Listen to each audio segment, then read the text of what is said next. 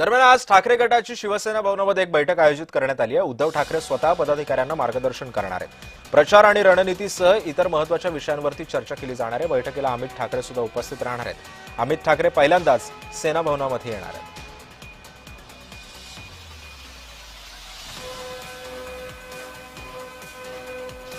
आणि या संदर्भामध्ये माहिती जाणून घेण्यासाठी माझे सहकारी महेंद्र जोईल सध्या सेना भवनाबाहेरून आपल्याला अपडेट्स देतात।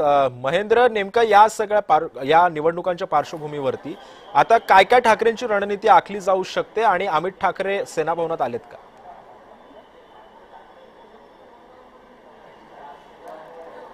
सिद्धेश, आपण पाहिलं असेल की दोन्ही बंधूंनी जे आहे ते एकत्र येण्यापूर्वीपासूनची स्ट्रॅटजी रणनीती होती, तीच रणनीती आहे ती आत्तापर्यंत आखताना पाहायला मिळाली आहे।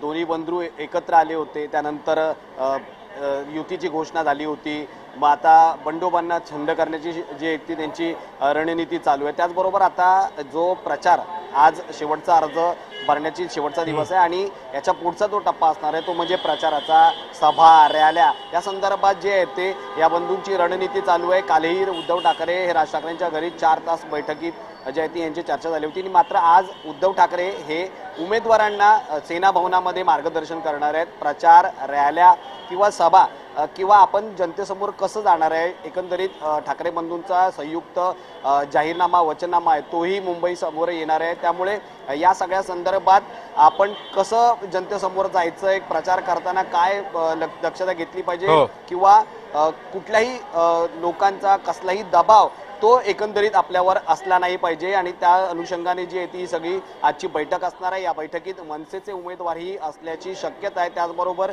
आदित्य ठाकरे असणार आहेत आणि एकंदरीत अमित ठाकरे हेही या पण महेंद्र, या सगळ्या पार्श्वभूमीवरती जरी ठाकरे बंधूंची एकत्रित चर्चा होत जरी असली तरी सुद्धा या सगळ्यामध्ये जागा वाटपाचा म्हणजे ज्या काही आणखी बोटावर मोजण्या एवढ्या ज्या काही जागा राहिल्या होत्या, ज्या जागांवरती अजून सुद्धा वाद होता, काही उमेदवारांनी तिथे बंड सुद्धा केलेला आहे, याचा तिढा वगैरे सुटलाय का आता? आणि या ज्यांनी बंड केलेला आहे त्यांची समजूत घालण्याचा प्रयत्न या दोन्ही बंधूंनी केलाय का?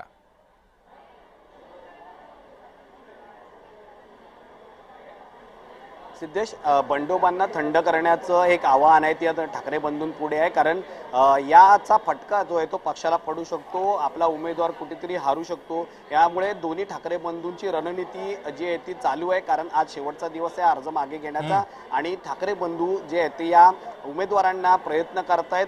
काहींशी चर्चाही करण्यात झाली आहे, काही सफलही झाले आहेत। मात्र काही ठिकाणी जर आपण पाहिलं की उमेदवार जो आहे तो बंडखोरी केलेला उमेदवार आहेत, त्यांनी अपक्ष फॉर्म भरले आहेत। त्यामुळे त्यांना आज जो आहे तो शेवटच्या दिवशी एक समजूत काढण्याचा प्रयत्न केला जाणार आहे। अन्यथा जे आहे ते पक्षाची जी स्ट्रॅटजी असणार आहे, पक्षाची जी रणनीती असणार आहे त्या हिशोबाने काही जे प्लॅन्स केले गेलेले आहेत त्या हिशोबाने पक्ष आपल्या पद्धतीने पुढे नक्कीच महेंद्र, त्यामुळे या सगळ्या पार्श्वभूमीवरती आता नेमकी काय रणनीती हे दोन्ही बंधू आखतात आणि त्याचा याच रणनीतीचा फायदा आगामी निवडणुकांच्या काळामध्ये कसा होतो, निकालावरती कसा परिणाम ठरतो हे सुद्धा पाहणं महत्त्वाचं ठरतं।